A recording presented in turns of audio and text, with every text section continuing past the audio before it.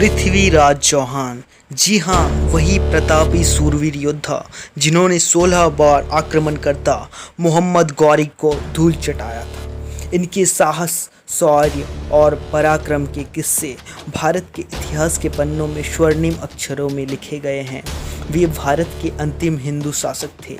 उनकी वीरता का अंदाज़ा आप इसी बात से लगा सकते हैं कि जब मोहम्मद गौरी द्वारा इन्हें बंदी बना लिया गया था, तब उनकी आंखें भी फोड़ दी गई थी। तब भी उन्होंने मोहम्मद गौरी को उसी के दरबार में उसे मार डाला था। पृथ्वीराज चौहान के प्रिय मित्र एवं कवि चंद्रवरदाई ने अपनी काव्य रचना पृथ्वीराज राशों में यह भी उल्लेख किया है कि पृथ्वीराज चौहान घोड़ों व हाथियों को नियंत्रित करने की कला में भी निपुण थे। तो आइए आपको इतिहास के उन पन्नों में लिए चलते हैं जहां आप जानेंगे इस महान योद्धा के जीवन से जुड़ी कुछ रोचक बातें।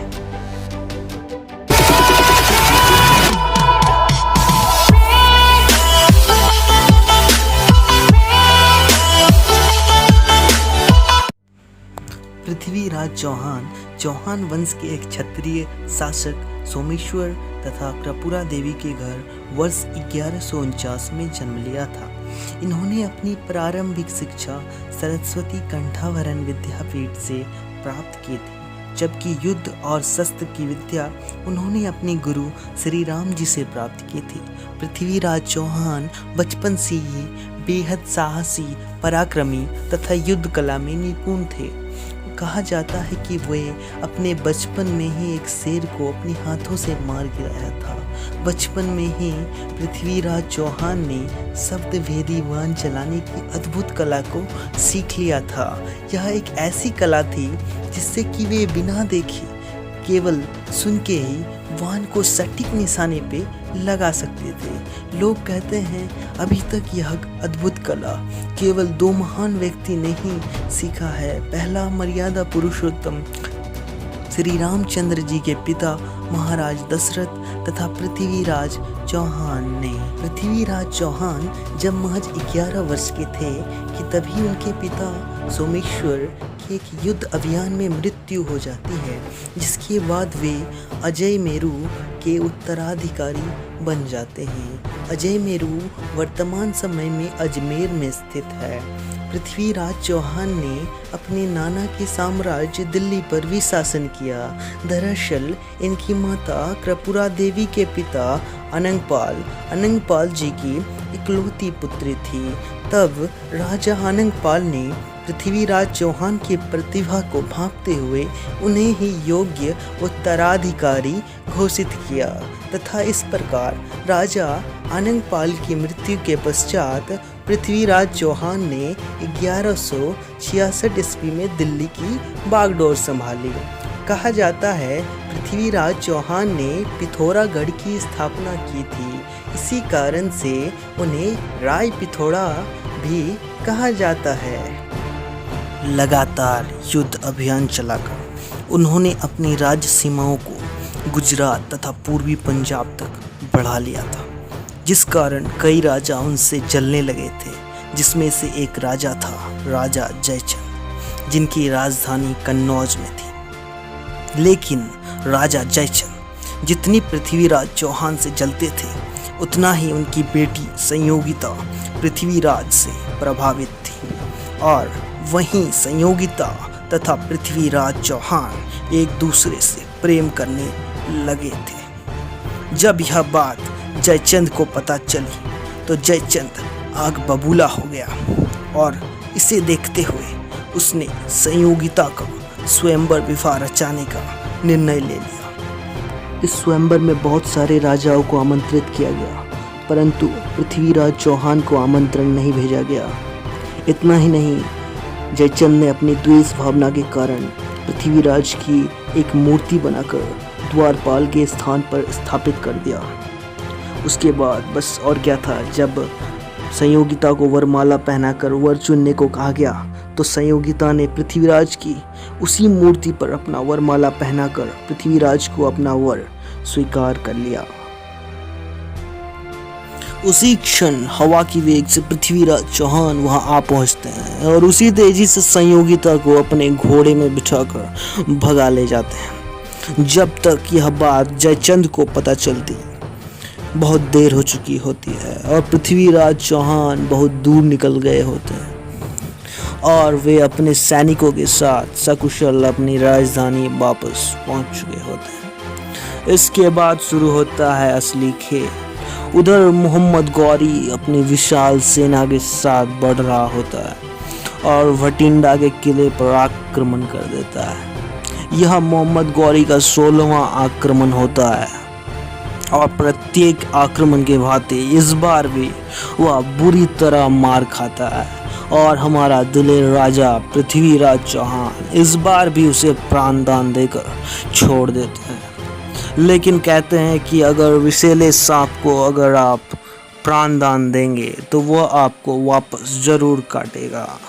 उसी प्रकार पृथ्वीराज चौहान ने ये काम किया, उसे प्राणदान देकर। इसके बाद उस युद्ध की बारी आती है जिसने हमारी धरती को आक्रमणकर्ताओं का गढ़ बना दिया। इस युद्ध को तराइन का द्वितीय युद्ध कहते हैं। यह युद्ध सन 1192 में लड़ा गया था। इस युद्ध में जयचंद गुप्त रूप से अपनी द्वेष भावना के कारण मोहम्मद गौरी से मिल जाता है। हमें तो अपनों ने लूटा, मोहम्मद गौरी में कहाँ दम था, हमारी कश्ती तो वहाँ डूबी जहाँ पानी कम था। युद्ध में फिर हमारा दिलेर उस गौरी को समझाता है, वापस जाने के लिए कहता है, लेकिन इस बार गौरी छल कूटनीति का इस्तेमाल करता है, उनकी बात मानने का नाटक करता है, अपनी सेना को कुछ दूरी पीछे हटा लेता है। और फिर एक दिन जब पृथ्वीराज की सेना पूजा पाठ में व्यस्त रहती है कि तभी गौरी उन पर आक्रमण कर देता है।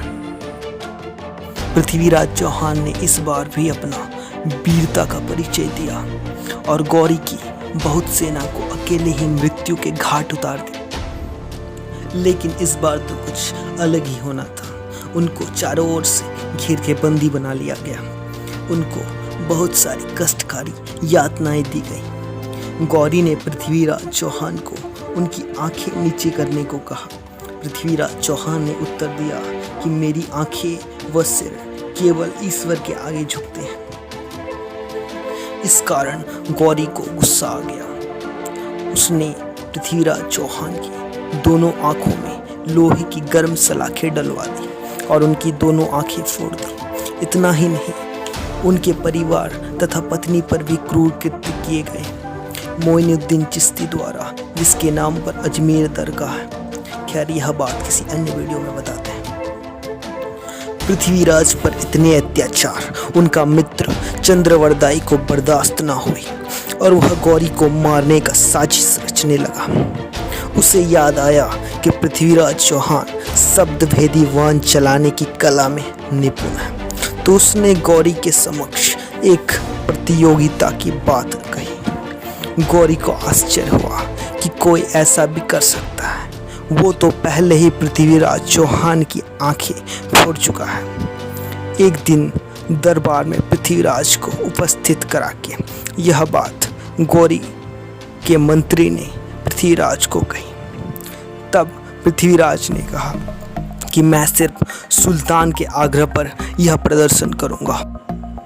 और तब गौरी ने इसकी आग्रह की। गौरी की आवाज़ सुनकर पृथ्वीराज चौहान को उसकी स्थिति तथा दिशा की अंदाजा हो गया था। उसी समय चंद्रवरदाई ने एक दोहा पढ़ा जो इस प्रकार है।